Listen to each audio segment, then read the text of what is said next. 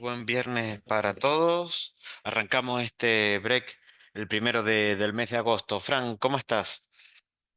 Buen día, Robert, buen día a todos. Bien, la verdad que, bueno, arrancando un mes nuevo, así que con muchas novedades también. Ha sido una última semana de mes bien movidita. Sí, han sido las últimas 2 semanas bastante movidas. Primero fue fundamentalmente por el tema tasas, lo habíamos alcanzado a ver en el último break que hicimos. Eh, Primero las tasas habían bajado bastante, después comenzaron a subir. Bueno, y finalmente se consolidó ese proceso de subas. Estamos un poco frente como a un cambio de paradigma de corto plazo, ¿no? Bastante importante. Y ayer la frutilla del postre, fundamentalmente miércoles y jueves, la frutilla del postre fue la suba del dólar. Una suba bastante abrupta que deja un mes. Con una suba interesante. Lo analizábamos con algunos clientes en la semana y poníamos, bueno, cómo iba julio y julio iba con una suba del 7%. Bueno, esa suba prácticamente se duplicó en los últimos 2 días. Pusimos todo sube porque, bueno, fundamentalmente el día de ayer, Fran, fue un día bastante verde, por lo menos en los activos.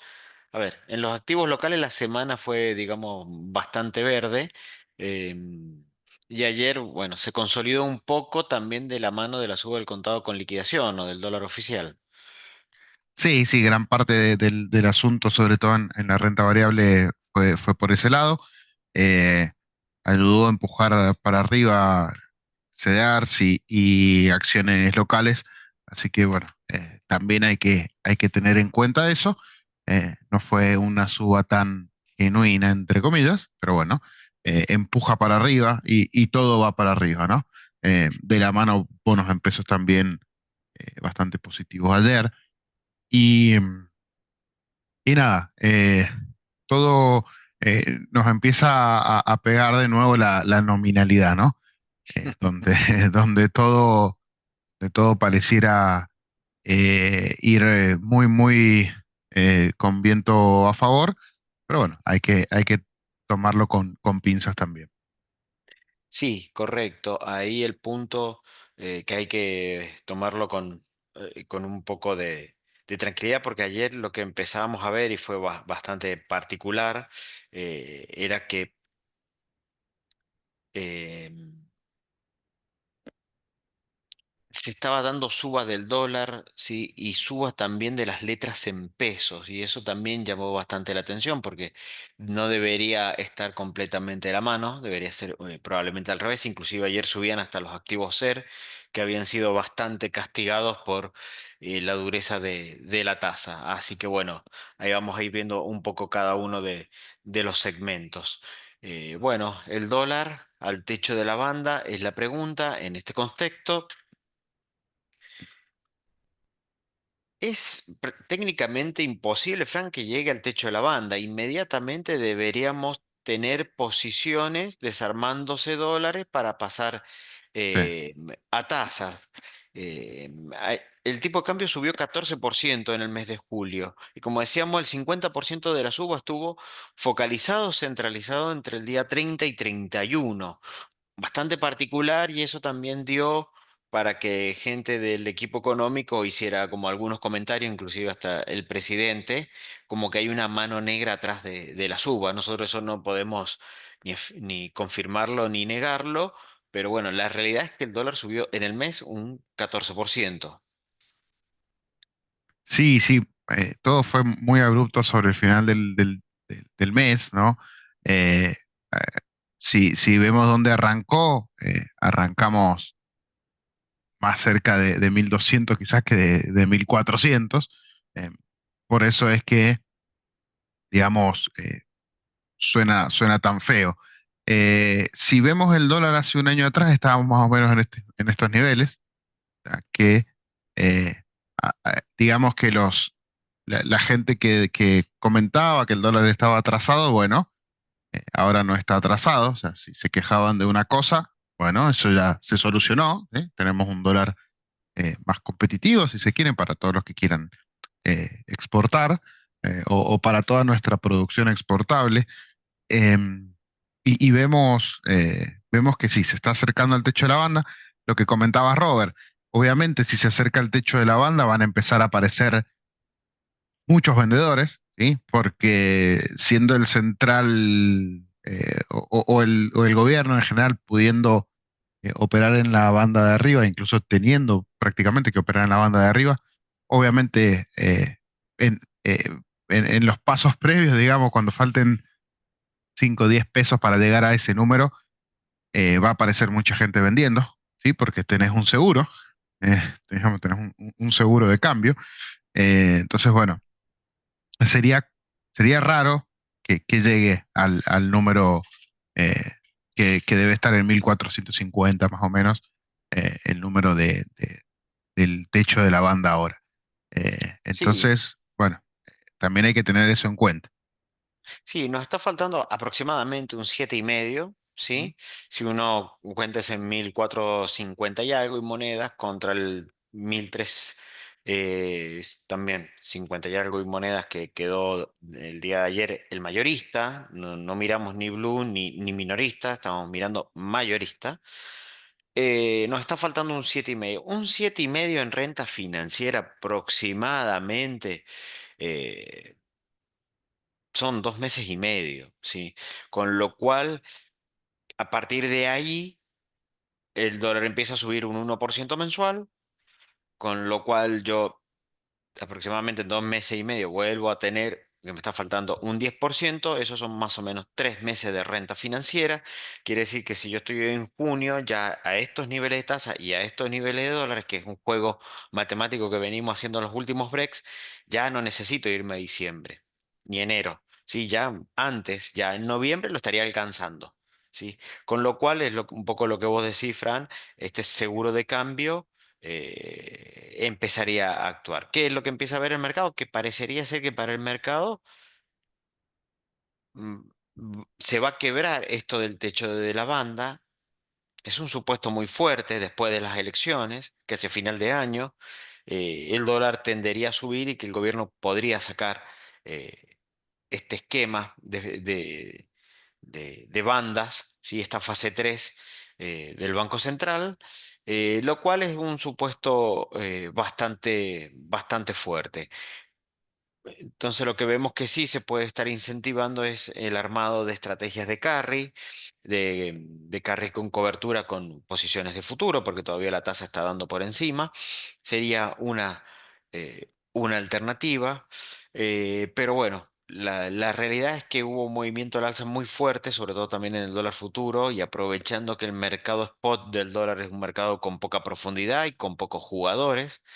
Em, entonces la suba muy fuerte se dio en los últimos 2 días. En este contexto, como decíamos, nosotros vemos que de corto plazo es un momento para armar posiciones de tasas de interés, fundamentalmente porque las vamos a ver muy por encima eh, de lo que es la inflación, tasas reales positivas, y a pesar de todo este ruido, si miramos las reservas, acá está hecho a propósito con el último dato publicado en la página de internet, no en Twitter o en X,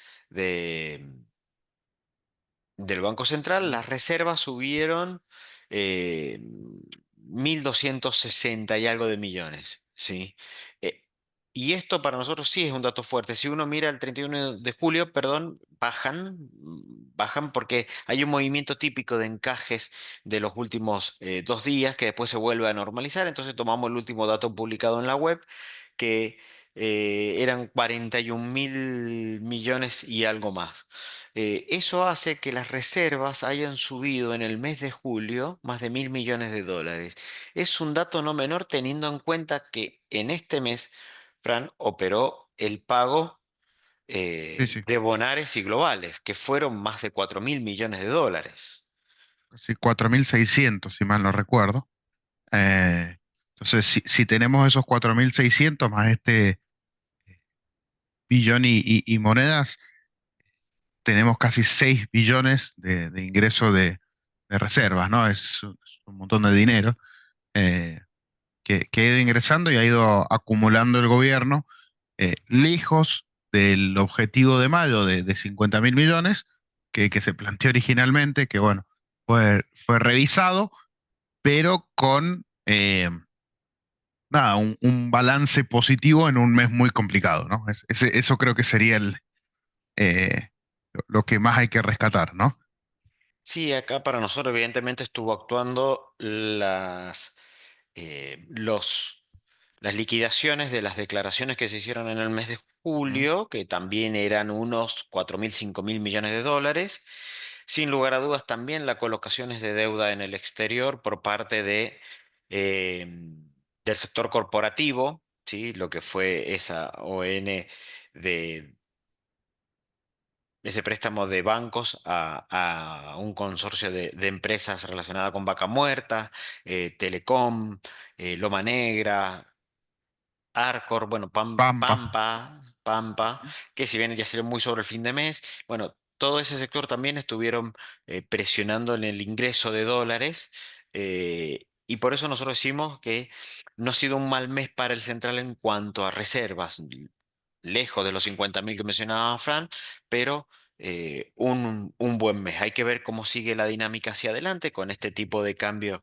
eh, que se hizo más competitivo, que se va a hacer más duro para el turismo, pero bueno, pensamos que ahí se puede comenzar a estabilizar, más la noticia de ayer a la tarde, en donde el Fondo Monetario aprobó la revisión, lo cual eso también es bueno, porque también va a dar otro desembolso adicional y va a ser una señal de apoyo político bastante importante.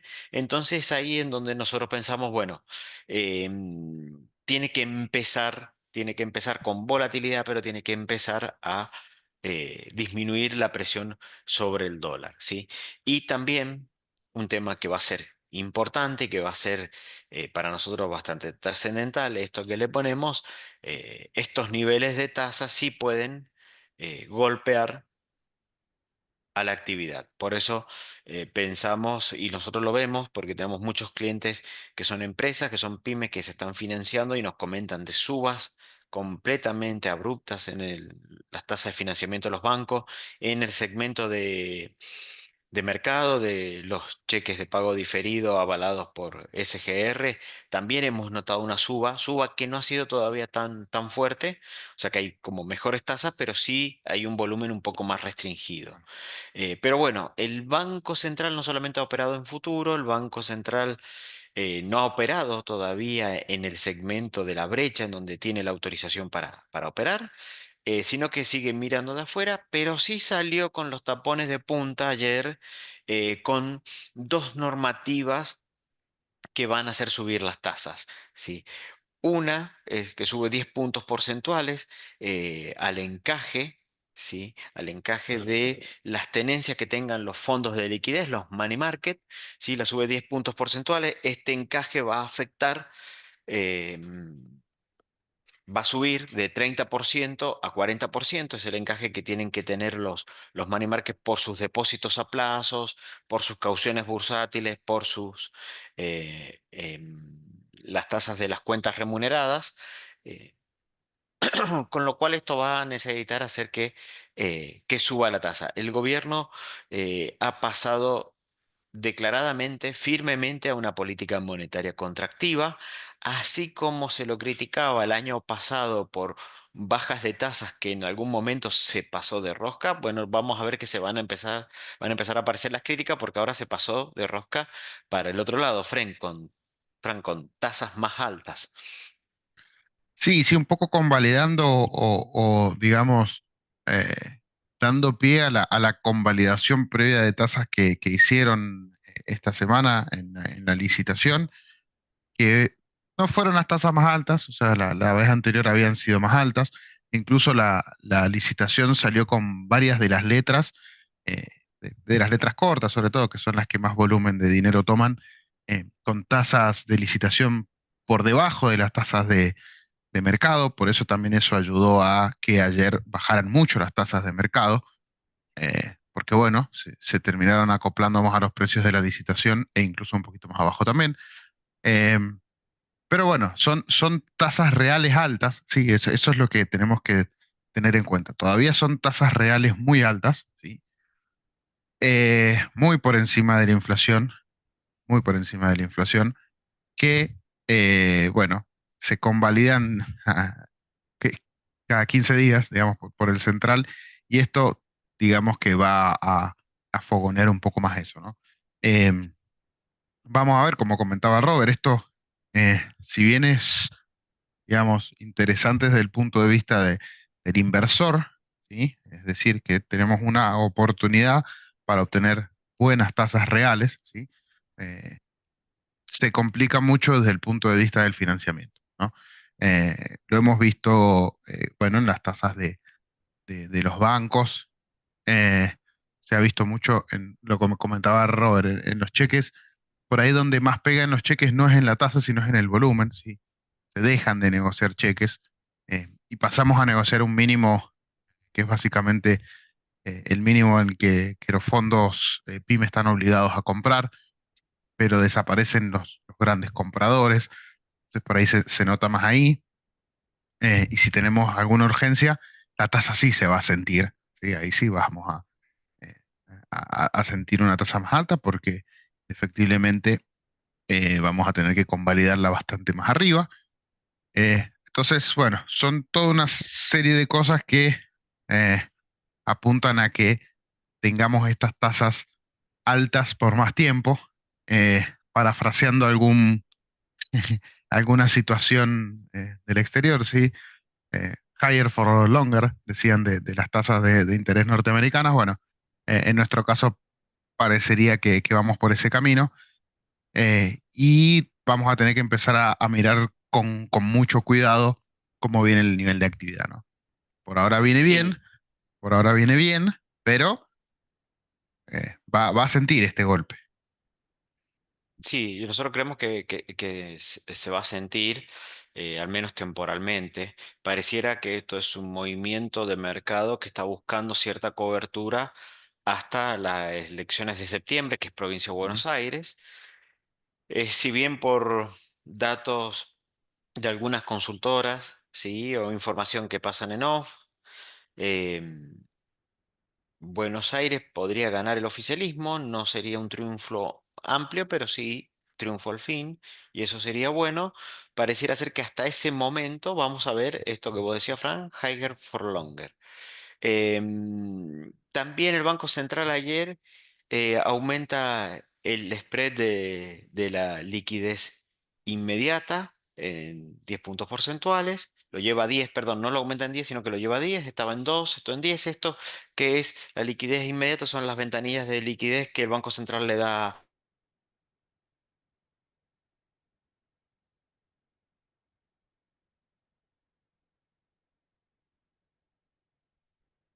porque sobró en Argentina, siempre fueron pesos. Las ventanillas de liquidez es una franja horaria en donde el Banco Central le da la posibilidad a los bancos de operar títulos y recomprárselos a un precio determinado. Bueno, aumenta el spread por si llega a haber mucha volatilidad en el mercado de bonos. Y también el Banco Central redujo la posibilidad de encajar bonos, redujo un 4% la posibilidad de poner bonos en el encaje, ¿sí? Entonces esto reduce, los bancos van a tener que tener más activo líquido, ¿sí? Más dinero en efectivo y menos bonos en el encaje. Esto es claro porque lo que deben estar buscando es que no me arbitren la tasa de caución con la tasa de las LECAPs.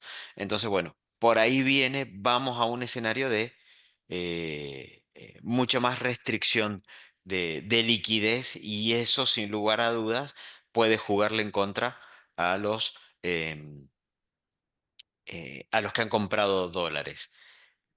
Para finalizar esta placa, vemos rápido cómo posiciones de dólares, posiciones en pesos a distintas fechas, jugando con el techo de la banda, ¿sí? Cómo empieza a ser positivo a partir de diciembre.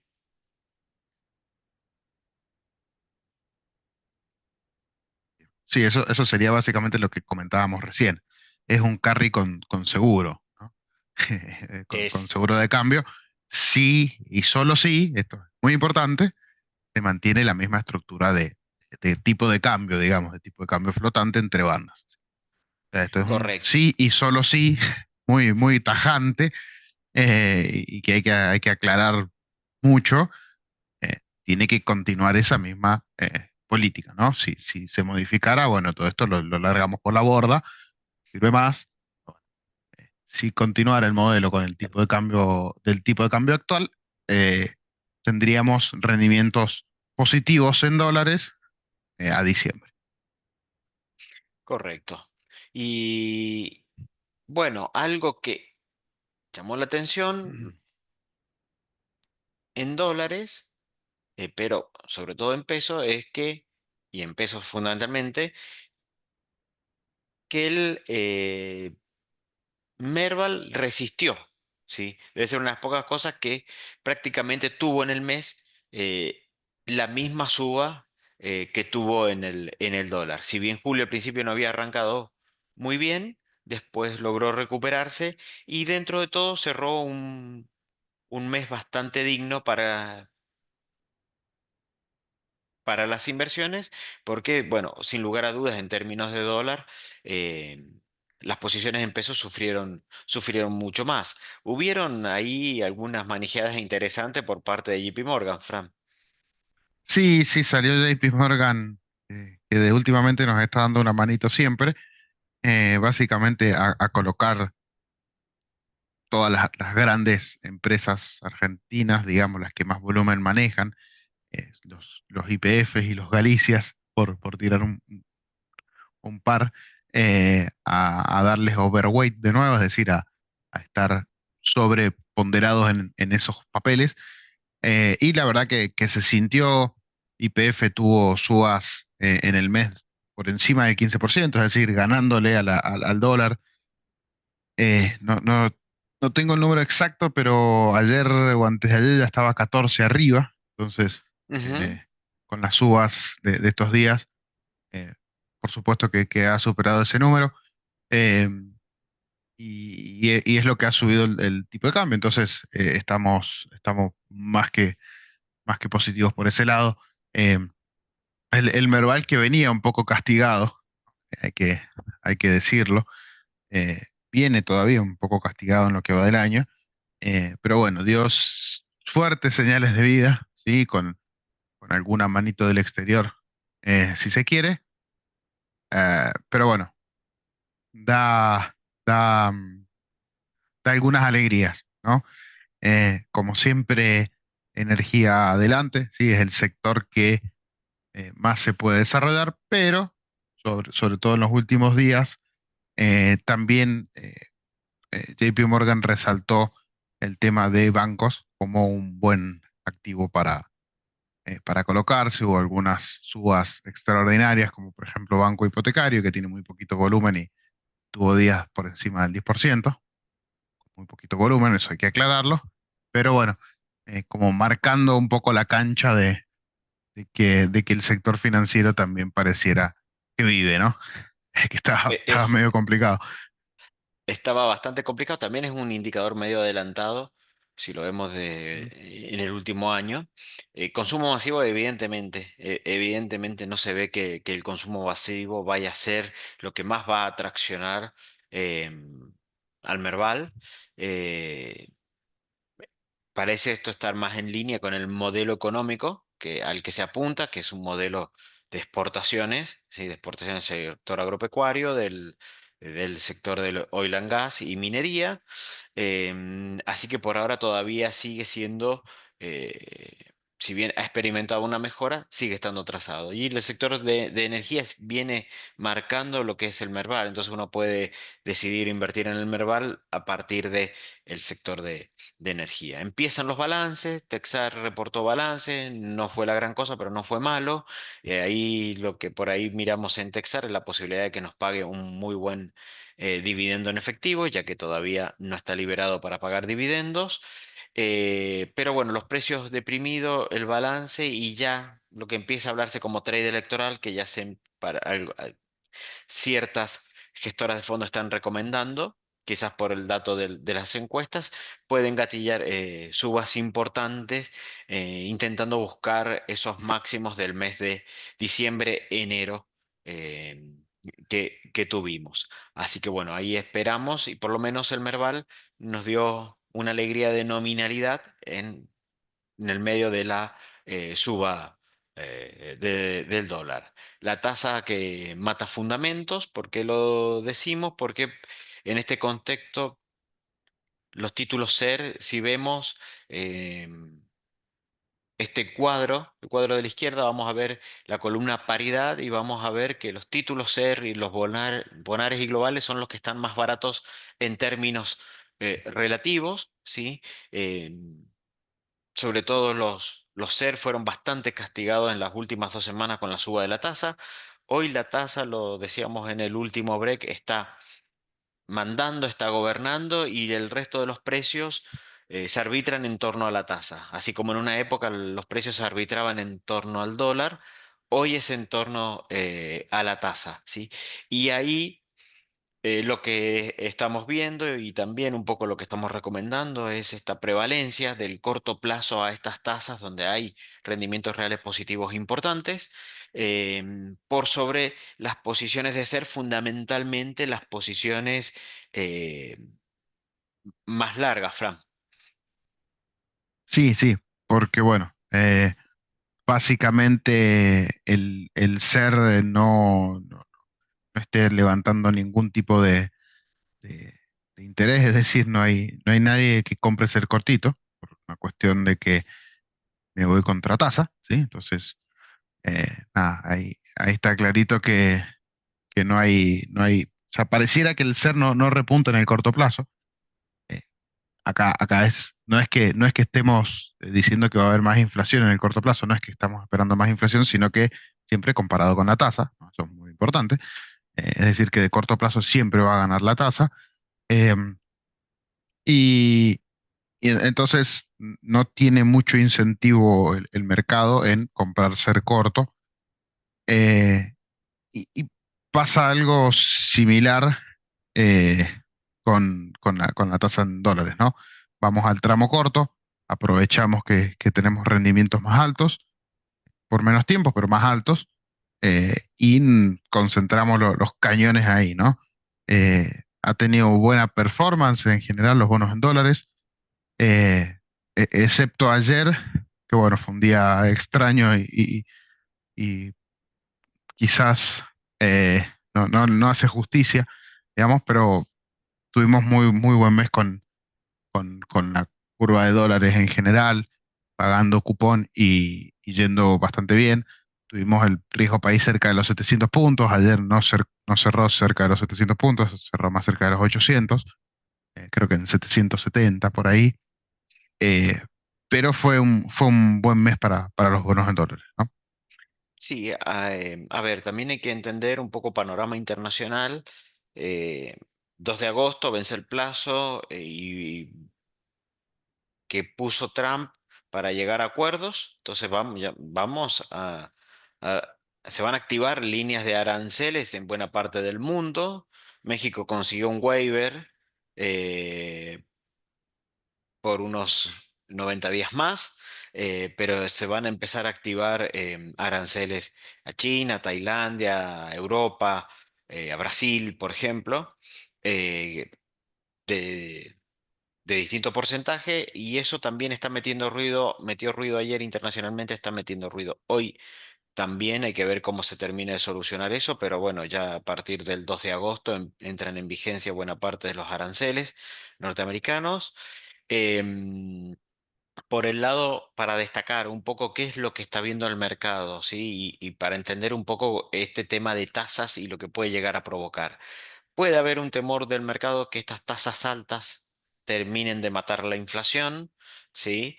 Eh, hay que ver ahora con las subas fundamentalmente de ayer del dólar, ¿sí? Porque ayer es la que lo puso por encima de los 1.300. Pero miren esto, si yo me voy a diciembre, 15 de diciembre, yo tendría un rendimiento nominal del anualizado del 48%. Si me voy al ser de diciembre, ¿sí? Que tiene un lag, el ser de diciembre va a estar mostrando eh, la inflación de octubre, ¿sí? Y poquitos días, casi nada de la de noviembre, entonces podría estar mirando el título ser de diciembre y el título ser de marzo, que este me va a estar mostrando hasta la inflación de enero, y tengo un ser más 20 más o menos promedio, ¿sí? Entonces quiere decir que tengo una tasa real, ¿sí? Aproximadamente de 27%, ¿sí? Esa es la tasa real que tengo por arriba. Ser más 27, ser más 25, ¿sí? Son rendimientos reales muy altos, son rendimientos reales muy por encima de la inflación. Entonces acá la disyuntiva es o sobra tasa o falta inflación, ¿sí? El mercado se está inclinando más por que sobra tasa, ¿sí? Pero en este contexto es bastante complicado la administración de la liquidez a plazos de 6 meses y está prefiriendo irse un poco más corto, ¿sí? Entonces, ahí es donde nosotros vemos que un título SER que me rinde inflación más 20 me da una excelente cobertura, ¿sí? Yo tengo un alquiler que ajusta por UVA, un préstamo UVA, algo UVA. Yo me imagino que no deben estar ofreciendo autos ajustables por inflación ni loco en este contexto. Em, bueno, tengo, tengo buenos títulos, tengo tasas reales en mis títulos muy altas. ¿Qué es lo que pasa? Bueno, está mandando la tasa, ¿sí? Entonces, la mayoría de los inversores en este contexto están prefiriendo irse con posiciones quizás hasta octubre. ¿Sí? También con rendimientos cercanos al 50%, más ayer esto estaba por encima, pero después aflojó, por eso pusimos todo verde, porque hasta estos títulos subían. Si yo tengo un rendimiento de 50 voy a estar en un 3,7 aproximadamente mensual, contra una inflación de 1,7 tengo 2 puntos reales positivos. Entonces, en este contexto, ese puede ser un poco el temor de los inversores, que tanta tasa termine de matar la inflación, lo que sí va a afectar al nivel de actividad. Y es ahí en donde conservadoramente, con este tipo de dólar y con esta inflación que no ha reaccionado a la suba del dólar, por lo menos en julio, vemos que hay una preeminencia de los títulos a tasa y donde va a sufrir el título que ajuste por inflación. No es mal título, da muy buena cobertura, pero es como que la tasa está manteniendo todos los fundamentos de cobertura que hay detrás. Y en ese contexto es donde también vemos que los bonos en dólares pueden sufrir porque vemos interesantes rendimientos, pero es como que el mercado se encuentra muy abocado a hacer tasa y aprovechar. Hasta no tener algún disparador, vemos difícil un riesgo país por debajo de los 700 puntos. Y ese riesgo disparador puede ser, sin lugar a dudas, las elecciones de septiembre. Y para ir avanzando y finalizando ya por la hora, bueno, entramos en la semana de balances del S&P, semana muy importante que tuvo muy, muy grandes ganadores, Fran. Sí, tenemos la semana de los pesos pesados, ¿no? Con Meta, Microsoft, Apple y Amazon principalmente como los gigantes, con muy buenas noticias para Meta y para Microsoft. Buenas noticias, no sé si muy buenas, pero buenas noticias para Apple. Y una especie de tragedia en Amazon que hoy baja poco más del 7%. Ayer Meta sobre todo la vimos volando, llegó a estar 14% arriba en algunos momentos del día.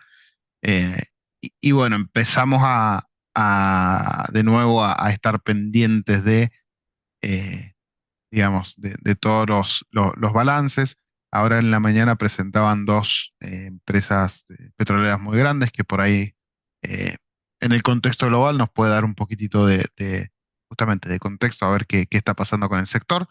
Eso, bueno, fue recién, así que no tenemos el dato todavía.